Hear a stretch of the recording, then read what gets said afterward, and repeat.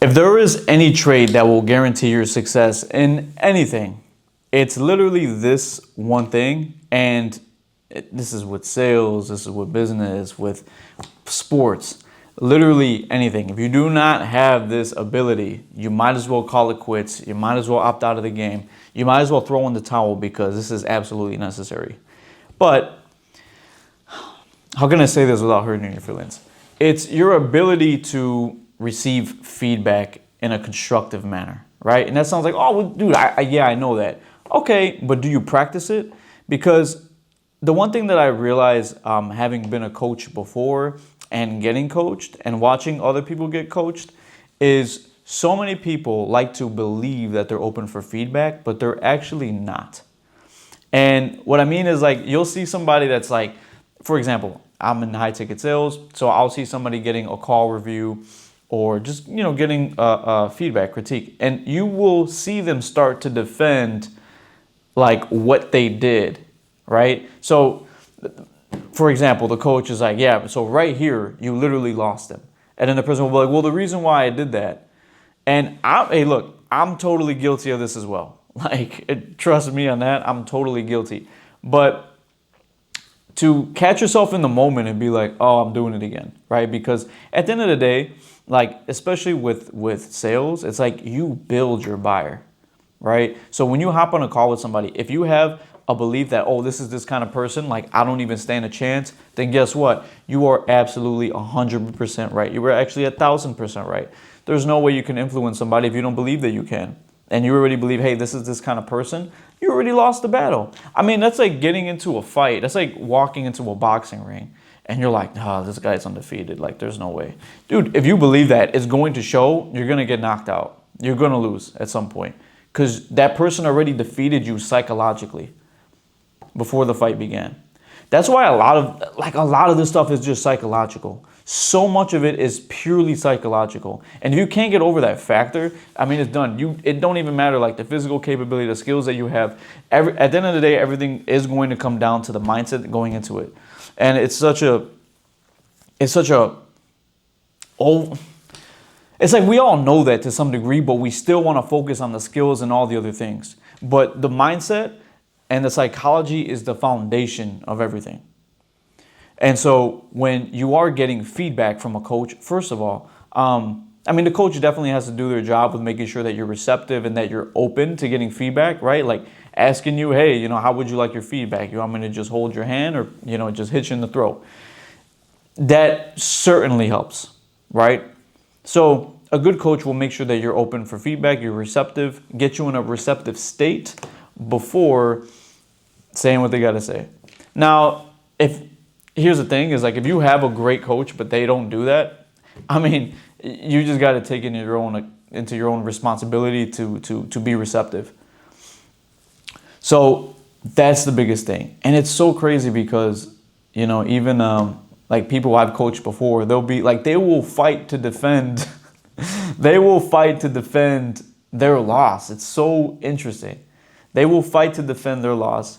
And so you just got to hate, like, dude, do you want to win or not? And like, yes. You get, yes. All right. Well, are you open for feedback? Are you open for support? Yeah. Okay. So then you just move forward, right? And so I think it's so important because it definitely goes both ways, whether, especially if you're in this game, like you're going to be a student and you're going to be a teacher at some point. So it's super interesting it's super important that you know how to play both. Because as you grow, you will always have somebody teaching you, right? And you have to be constantly a student to the game. Because this is a game. So if you're ever like at this point where like, oh, I'm the best. It's like, I love the mentality, but I think you still have to be open because if you think you're better than everybody, how are you open to still learn, right? It's a delicate balance for sure because you actually in your core have to believe that you're the best. I totally understand that. And I definitely, trust me, like as somebody that's in it 100%.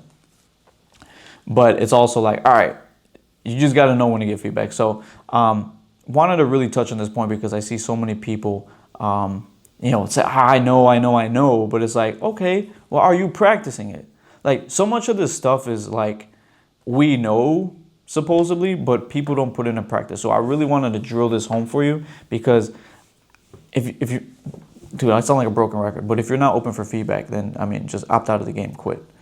And so you also realize that this will translate into other areas of your life. So let's say you have a partner, a friend, and it's like, dude, like, especially if you're even watching this video, you're probably somebody that cares about growth to a degree.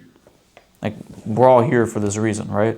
And so it's going to translate in the way you communicate with your friends, your partner, family, and things of that nature. So I think this all comes down to communication, because at the end of the day, you also have to know how to make somebody open and receptive to feedback. Otherwise, it's like you're not even doing your job, especially if you are in sales. Like, you know, in sales that you have to build the person you're working with, right? And you never know what somebody went through before your point of contact with them. So if they come to the call, like, and trust me, I've been in like, dude, what's this guy's problem? I've been in that situation, right? And we tend to judge people based off of who they are in the moment, rather than being able to take a step back and actually, oh, this person is frustrated because they've been on a bunch of these calls, they've been in this situation for a while, or maybe they just had something happen earlier today. And so it's your job to be the responsible and it's your job to be the responsible adult in that situation, as being the professional, being able to hold a professional frame, conversation, and just get them to be like, hey, you're in good hands. That's really what it comes down to. Like, literally with any like sales call, with any, even like on a date, like a girl has been like, oh, I've been done wrong this many times. And I mean, at the end of the day, it's like, it's not our problem, right? It's not our fault. But if you want that date to go your way, you just gotta like, hey, I understand why you're like that. There's a lot of horrible people out there. There's a lot of people manipulative, whatever. There's a lot of dogs, but I get why you're responding that way, but just, you don't have to be like that with me. Like, you're good here. And I've literally done this before, by the way, and you just watch her melt. Like, you will watch her melt, you'll watch your prospect melt, because that's, at the end of the day, people just want to feel safe. They want to feel like they're in good hands. Be like Allstate. Yeah, I'll wrap it up with that.